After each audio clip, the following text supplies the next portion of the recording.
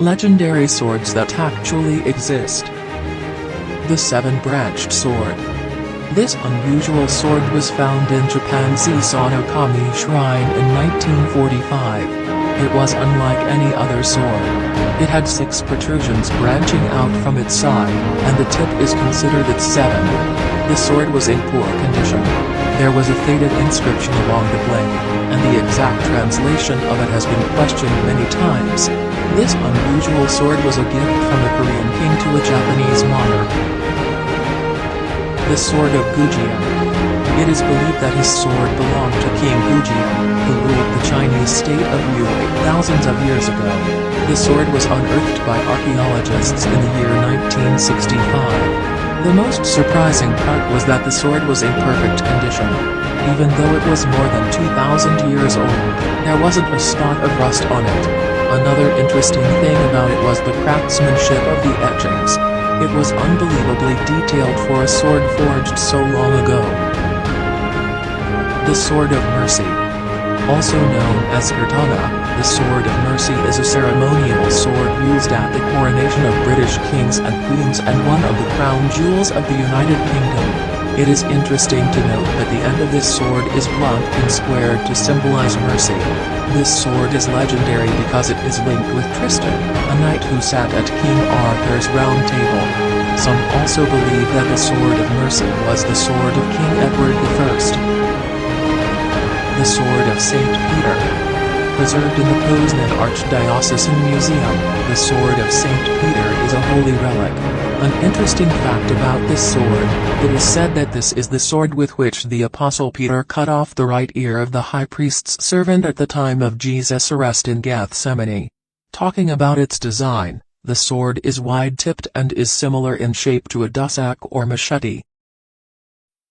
Joyeuse. It is said that Joyeuse was the favorite sword of the French king Charlemagne. This sword won many battles for the king and became one of the most important relics of French history. Since then, the sword has been announced as a historical treasure of France. It was used in French royal coronation ceremonies since the 13th century and now resides in the Louvre Museum in Paris. The Wallace Sword. Allegedly, the Wallace sword belonged to William Wallace. He was a Scottish knight, a leader of the Scottish resistance against the English army and one of the most revered Scottish legends. The antique two-handed sword is said to have been used by William Wallace at the Battle of Stirling in 1297 and the Battle of Falkirk in 1298. The legendary sword now resides in a glass casing at the National Wallace Monument Museum in Stirling, Scotland. The Sword of Osman. An important sword of state, the Sword of Osman, was used during the enthronement ceremony of the sultans of the Ottoman Empire. It is interesting to note that this distinct type of enthronement ceremony was the Ottoman variant of the bay'ah. The legendary sword was named after the founder of the Ottoman Empire, Osman I. Currently, the sword is held in the Imperial Treasury section of Topkapı Palace. Shuguri no Ontachi. The sword is only taken out when a new emperor ascends the throne, and a feather from a crested ibis is also used during this ceremony. This sword is used for religious services, and that is why it is much more gorgeous than swords used for actual fighting.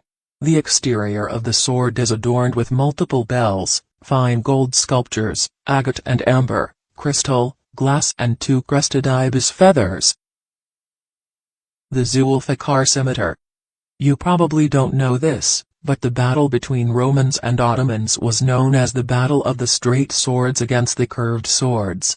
Ottomans preferred curved swords, also known as scimitars.